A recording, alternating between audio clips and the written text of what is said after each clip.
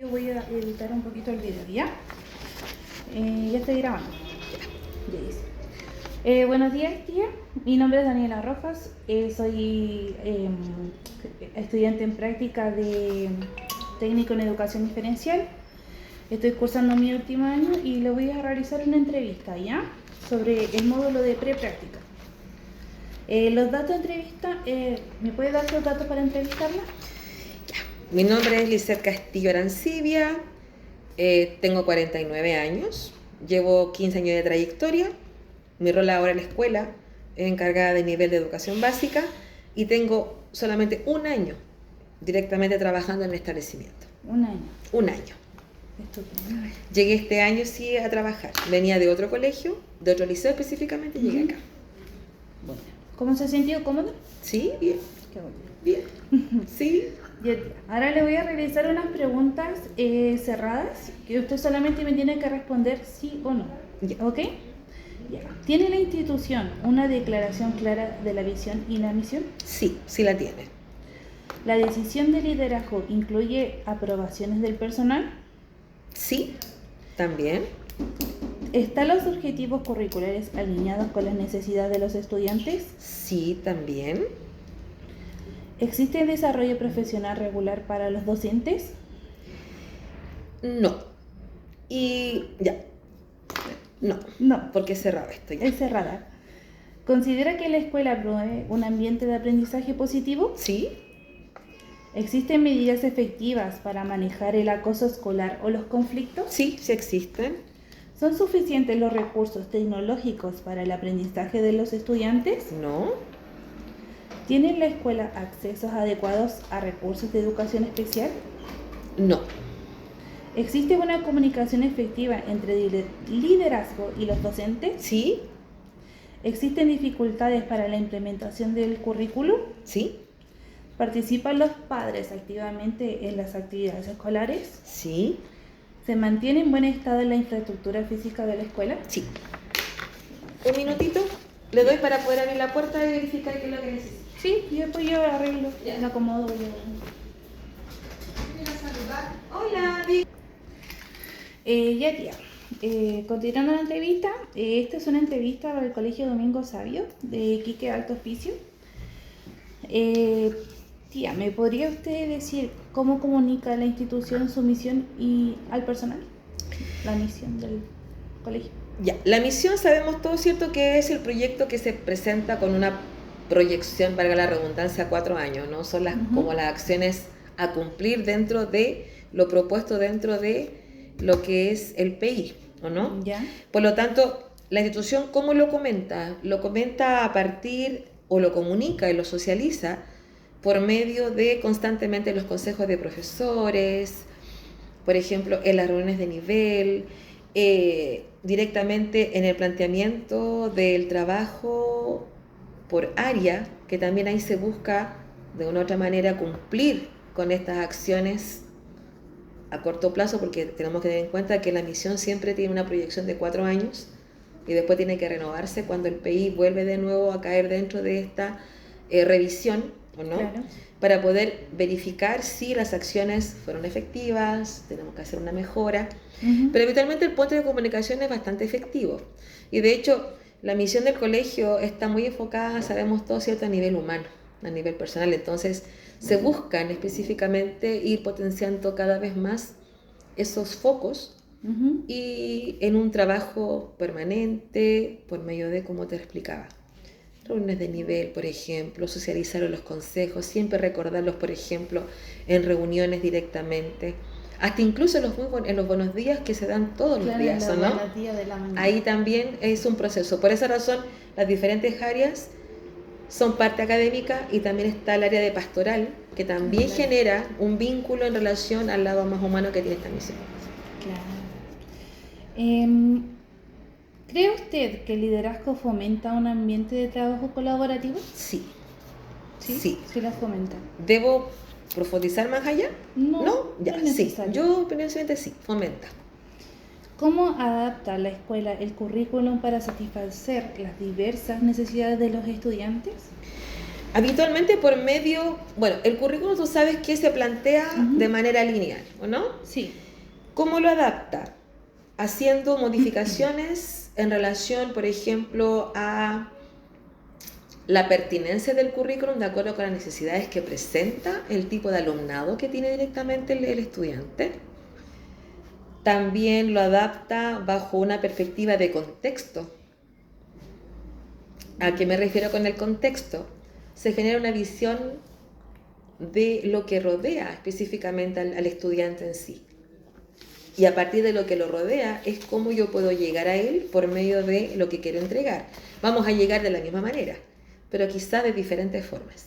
Claro. ¿Se entiende, no? Sí, Vamos sí, a llegar al final. Porque el contexto es súper importante, porque tenemos en cuenta que acá a nivel básico, que es la área donde yo estoy, contextos familiares, contextos sociales, contexto incluso a nivel de cultura, conllevan a que muchas veces los niños de nuestro pequeño nivel, que es de primero a cuarto básico, lleguen con muchas necesidades específicamente de aprendizaje, como por ejemplo, como hablábamos, niños no lectores, por ejemplo, en tercero básico, niños con problemas graves, por ejemplo, de diagnósticos no detectados ni declarados ni evaluados, por ejemplo, en primero básico, que están pasando de un nivel de prebásica a básica, que muchas veces no se genera una articulación efectiva y el cambio radical de prebásica a básica, oye, es pero maratónico. ¿Cómo tú les puedes enseñar a leer incluso a un niño que ni siquiera tiene conocimiento a lo mejor del fonema, o sea, ni siquiera ha trabajado lo que es la audición, la dicción, es decir, un montón de factores puntuales?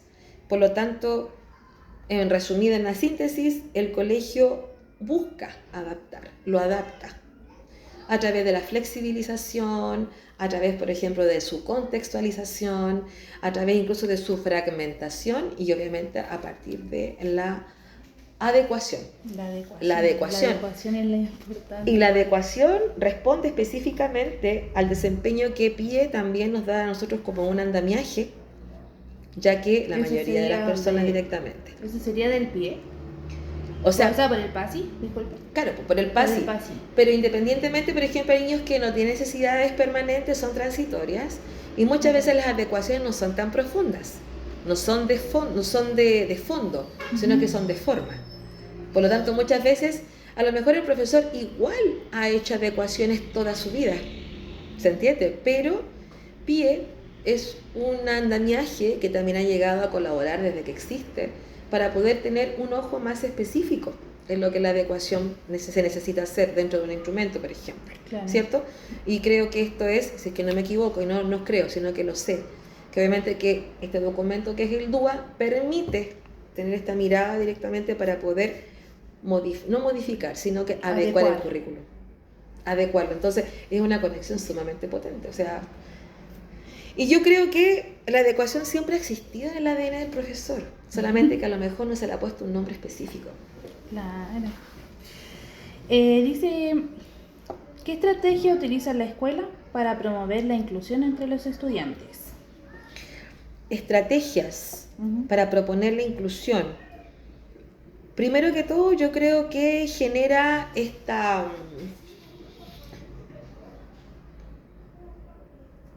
incorporación del estudiante dentro de la sala, por ejemplo, para que genere vínculos, por ejemplo, con sus propios pares. Yo lo veo de esta manera, es como un escalado. Por ejemplo, a ver, expliquémoslo.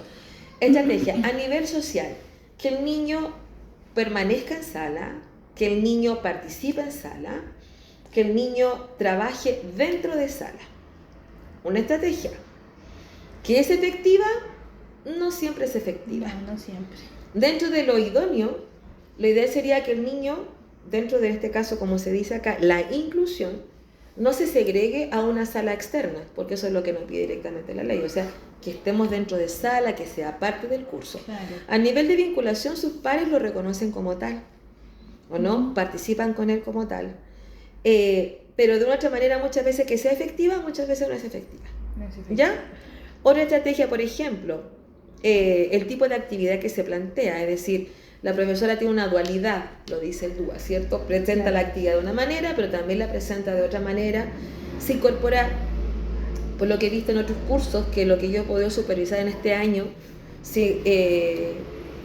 utiliza mucho lo que es la dinámica del juego, Claro. ¿o no? El diálogo más permanente y no es, o sea, de hecho, la comunicación, el vínculo no es necesariamente para pasar un contenido de manera escrita, sino que también, o una guía, sino que también a lo mejor verbalizarlo, conversarlo, jugarlo, moldearlo y de una otra manera, otra cosa es también incluir al padre dentro de este avance de la inclusión. Que tenemos padres muchas veces que no se quieren incorporar a este proceso de inclusión o a esta estrategia de mantener esta vía de comunicación activa, ya es otro problema u otro escenario, ¿ya? Claro. Pero se busca eso. Ahora, a nivel pedagógico, es buena la pregunta, porque la estrategia siempre se transporta a lo que es como una herramienta. ¿Qué herramientas yo ocupo para poder incluir al estudiante? Yo todo lo que te nombré puede que a lo mejor no sea considerado como una herramienta efectiva, ¿cierto? Quizás puedes decir otras herramientas más, como por ejemplo, que hubieran salas temáticas. No hay salas temáticas en el colegio. O un rincón de lectura para el que termina primero. Justamente, o rutinas, por ejemplo. Rutinas que se puedan ir siguiendo para que el estudiante, ojo, no solamente él, sino que todos sean partícipes de estas rutinas dentro de una sala. Claro. Y vuelvo de nuevo a focalizarme, que el espacio de la sala es muy pequeño. Sí. Mucha cantidad de estudiantes, hay una sobrecarga directamente de elementos dentro de sala, donde hay mucho de todo, pero poco se ocupa. Sí. ¿Cierto? Sí, Ya. eso es cierto. Bien, yo también lo hablo como profesora, porque también he estado en sala. Sí. ¿Dispone usted de suficientes recursos curriculares? Mira, yo sé que los recursos curriculares siempre están a disposición de uno. El punto está en la forma en que tú los puedas manejar. Siempre he sido esta política. Los recursos curriculares están, el ministerio te los entrega, te los publica. El punto muchas veces está en el factor humano como profesionales que no indagamos más allá y no nos informamos realmente como tenemos que informarnos. No somos autónomos dentro de la mirada que hay que ir buscando. Claro. Honestamente, yo creo que si tengo preguntas a nivel de currículum, adaptaciones, CINCE, pruebas, recomendaciones, DUA, todo lo que tú puedas ver, incluso hasta lo que es sesgo de género, todo lo que tiene que ver con políticas curriculares está en el ministerio. El ministerio te los da. El punto es que el investigador que somos nosotros no nos damos el tiempo de poder instruirnos para poder manejar y dominar el tema de la mejor manera. ¿Las políticas de conducta de la escuela son claras y efectivas? Sí, son claras y efectivas. Tengo que decir que sí porque existen. No te podría decir que no si no existieran, porque si no sería un caos el colegio. Yo sé que existen. Claro. Sin embargo, considero que todavía hay un proceso que puede ir mejorando. Ya. Y se considera para ir mejorando. ¿Cuáles son los mayores desafíos para obtener los recursos que se necesitan? Los mayores desafíos es tener la claridad de qué recursos se necesitan por cada profesor. ¿Cómo sería eso? La mirada, el enfoque. El enfoque. El enfoque. Y el enfoque responde muchas veces el enfoque a veces está, pero es la mirada, es decir, si usted quiere tener este enfoque, porque responde a una necesidad, usted tiene un plan de trabajo para poder seguirlo y poder obtener los recursos a partir de esa necesidad. Es decir, muchas veces no establecemos necesidad. ¿Podemos detener un poquito esto? Sí. Ya, como te decía, la política de conducta sí existen, porque si no existieran, esto sería un caos, ¿no? Y Claro. esto indica que es sí o no. ¿Que son claras? Sí, porque obviamente responden a un protocolo. Efectivas, ahí yo creo que podría haber la mejora, porque muchas veces en lo que se plantea a lo que se ejecuta, quizás hay un dejo o no de poder ir mejorando o avanzando en algunos tipos de remediales que se puedan dar, a lo mejor en políticas de conducta que quizás están obsoletas. Hay que cambiar a lo mejor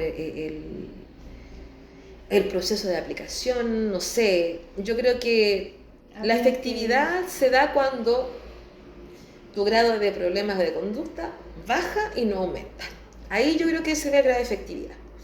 Y no habrían tanto problema de citación de apoderado, suspensión, que yo creo que no se caracteriza mucho, pero sí a veces hay situaciones puntuales que se pueden evitar.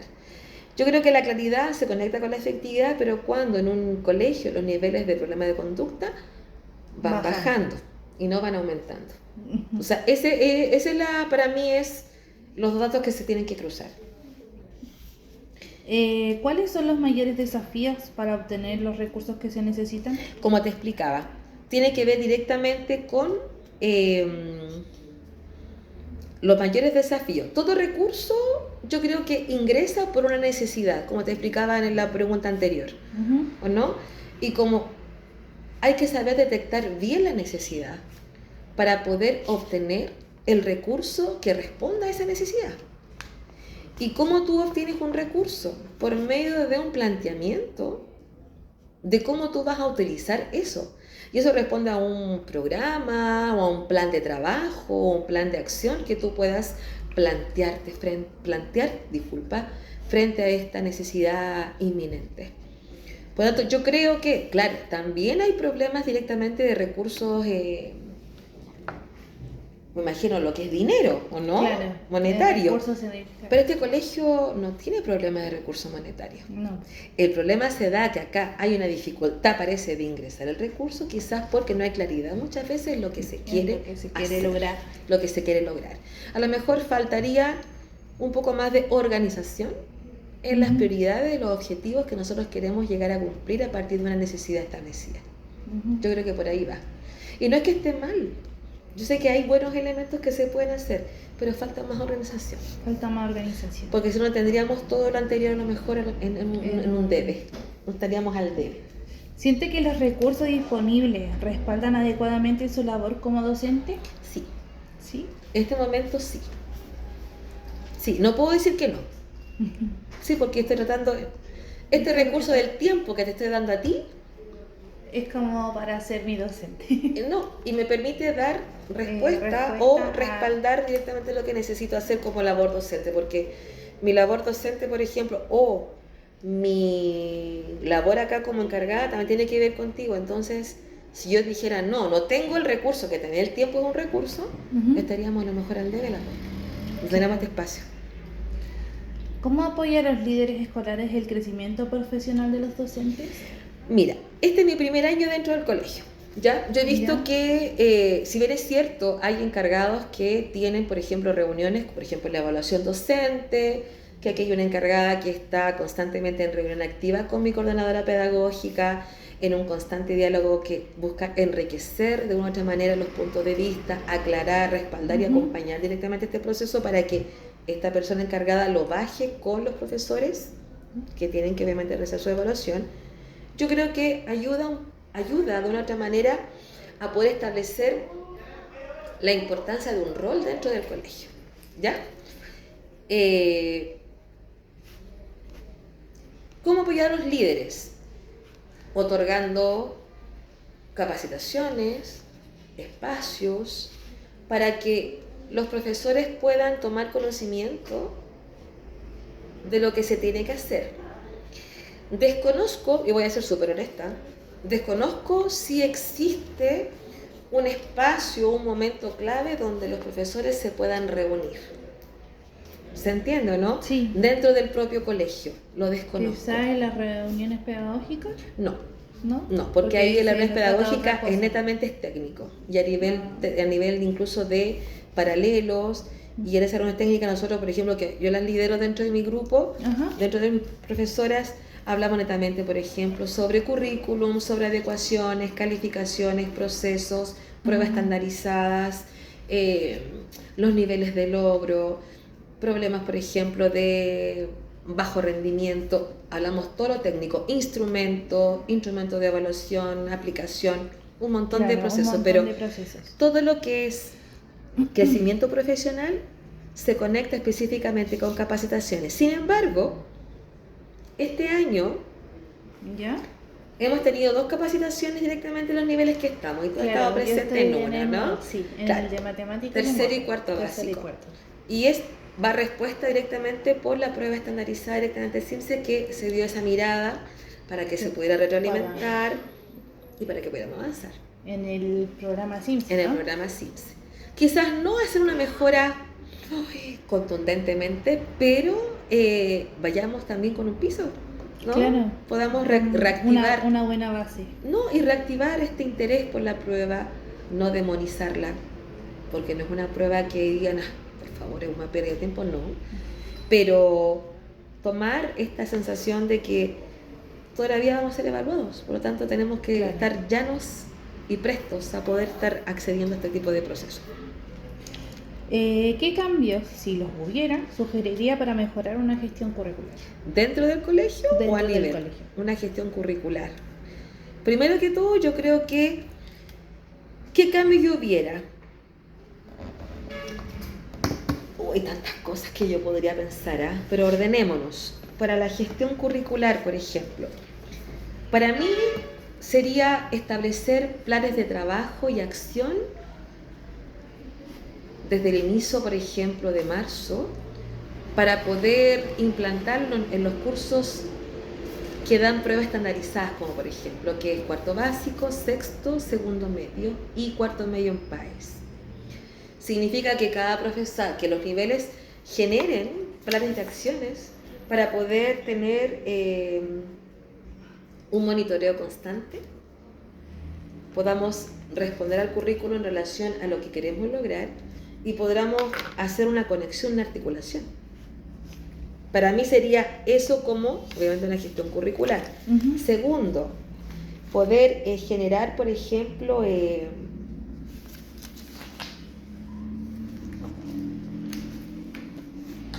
la autonomía por medio de las áreas o los niveles, si se puede decir acá dentro del colegio.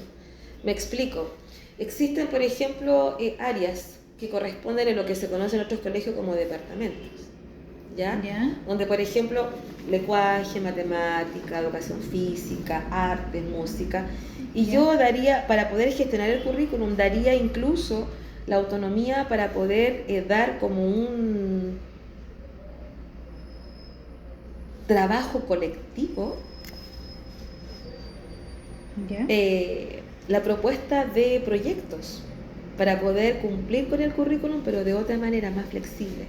¿Se entiende? O sea, generar, por ejemplo, el trabajo colaborativo dentro de estas áreas para poder establecer proyectos a nivel directamente de áreas y poder cumplir el currículum bajo otra perspectiva. ¿Se entiende, no? Sí. También instaurar, por ejemplo, los trabajos colaborativos, como por ejemplo los proyectos entre asignaturas, que en otros lugares se le llaman como proyectos como ABP, uh-huh. O también, por ejemplo, también como los retos que se le dan a nivel de asignaturas. Y más que todo eso, o sea, generar esta autonomía, este crecimiento, esta gestión curricular, porque todas sabemos que el currículum no llega a todos los estudiantes de la misma manera. Claro. Y yo considero que instaurar, por ejemplo, la cultura del proyecto, la cultura del trabajo colaborativo, ayuda mucho a que el currículum se pueda expandir mucho más y pueda lograrse de una manera más efectiva. Quizás no total, pero lo poco que haces, que sea de calidad, que sea bueno y efectivo, y que el estudiante, y que para el estudiante sea significativo. Para mí eso es importante. Porque igual voy a lograr resultados, aunque tú no lo creas, pero los voy a lograr. Yo siempre he dicho, cantidad no es calidad. Por lo tanto, para mí eso es una política. No sé, a lo mejor aquí me chachará un poco de media sublegada, pero tengo ese pensamiento un poco más claro. No te preocupes, pasa. Pregunta, ¿cómo constituyen los miembros del personal un clima escolar positivo? A través, mira, hay una característica súper potente de este colegio. Este colegio se preocupa mucho del factor humano. Sí, eso ¿ya? Es cierto. Se preocupa del factor humano. El clima escolar positivo. Vamos a empezar por los estudiantes. Se preocupa mucho del factor humano de los estudiantes. Se preocupa, por ejemplo, del ser humano como tal. de proporcionar los recursos, de poder gestionar, por ejemplo, la conversación, el diálogo, el acompañamiento, hasta incluso como la rectificación del error, le toma la mano al estudiante para que yo te acompaño para que podamos reparar el error. Claro. Y esto se extrapola a los apoderados, que también le entregan muchas herramientas para poder tener un clima escolar positivo. ¿Cuál es el problema? Que muchas veces esos insumos que se le dan tanto al estudiante como al apoderado, muchas veces no son fructíferos, no dan frutos. Por lo tanto, la retroalimentación que yo puedo obtener por parte de la familia y por ende por parte del estudiante, muchas veces no es la que se espera. Por esa razón, por ejemplo, si existe un ambiente, un clima escolar positivo, significa que tu sala de clase debe ser un lugar, un espacio seguro. Que tu colegio tiene que ser un espacio seguro. Porque eso lo pide directamente, o sea, se indica.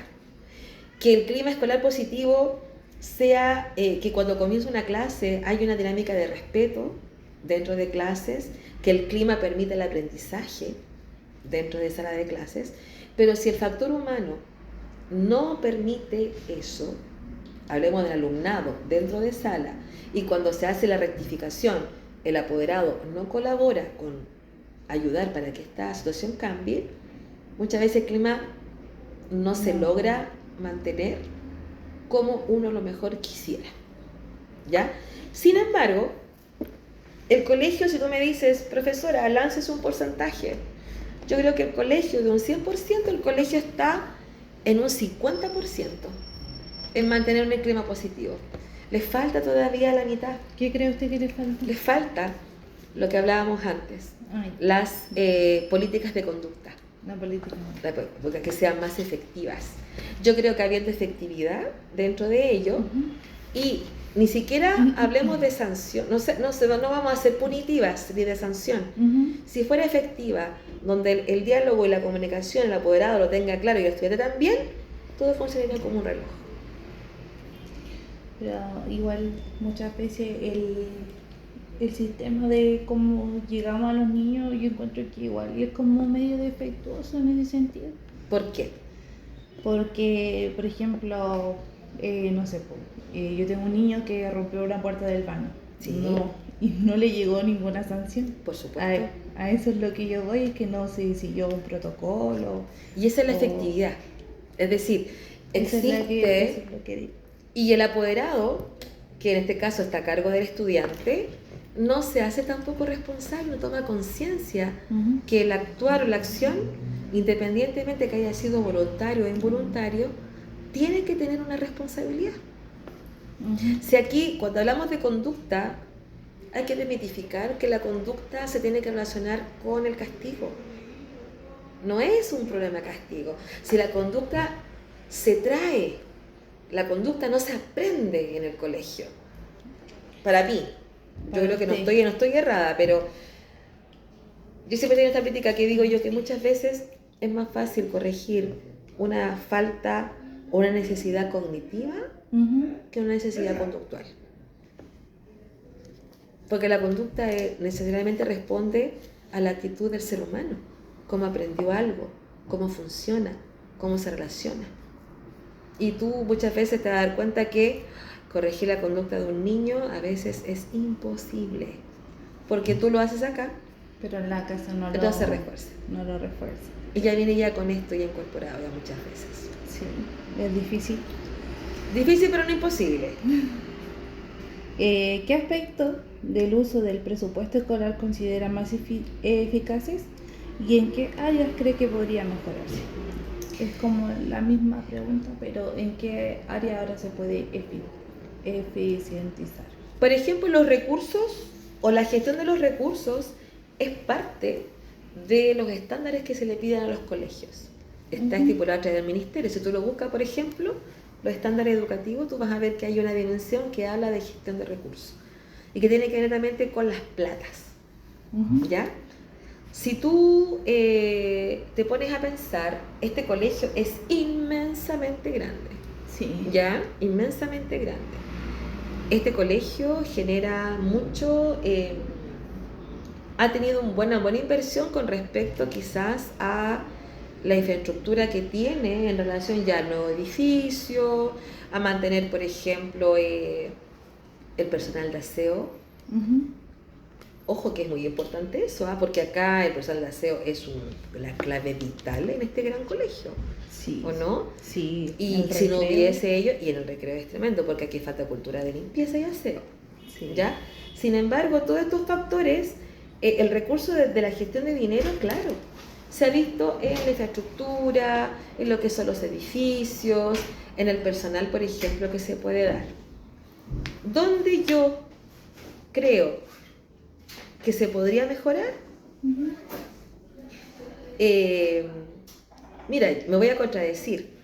Dije infraestructura por los edificios que se están instalando, pero también yo creo que se puede mejorar nuevamente en la infraestructura, pero a nivel de salas Más amplias. más grandes, más amplias, y que incluso que permitiesen poder generar la reducción de alumnos por curso, de acuerdo con la necesidad de niños con necesidades educativas especiales permanentes en el colegio, que es elevadísima. Claro. Y yo creo que sería una buena inversión, por ejemplo, generar ahí. Y eso significa que si soñamos más infraestructura de sala, más profesores, y si respondemos a la pregunta de arriba o la pregunta de recién, sería también incorporar una sala que esté más adecuada a las necesidades directamente de los estudiantes que tienen necesidades educativas especiales. Como por Una sala ejemplo, de regulación. o salas temáticas, por ejemplo, que permitan darle un plus a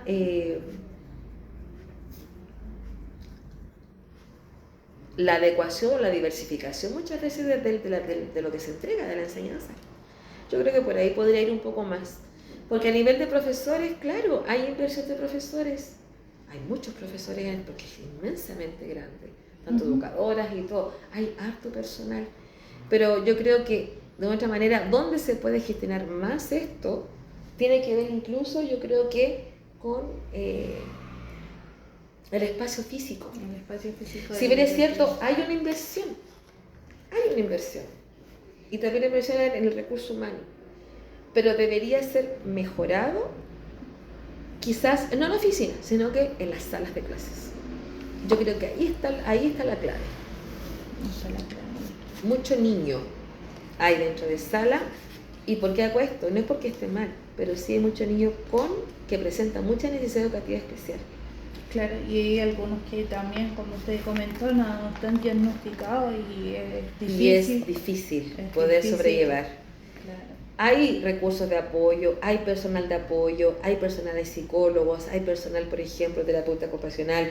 Hay un montón de elementos que incluso no son solamente para niños del programa, también son niños externos que ya llegan y van para allá. Pero considero que eso se podría mejorar en la medida que el espacio físico donde está el niño situado podría ser un poco más amplio y más cómodo y adecuado para las necesidades que tiene cada chico, tenga o no tenga necesidades. Bueno, tía Lisette, muchas gracias por la entrevista. Sí, pues espero que te haya ayudado. Sí, me ayudó harto, tía. Tía, le comento que la entrevista fue grabada y necesito que diga que usted autorizó la Sí, yo la autorizo. Hablo mucho, pero ahí espero que sea más grande. Soy Usted profe. autoriza la grabación.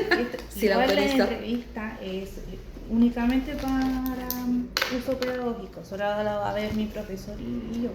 Te va a decir la profe en la mucha. Tía, gracias. Listo, no te preocupes.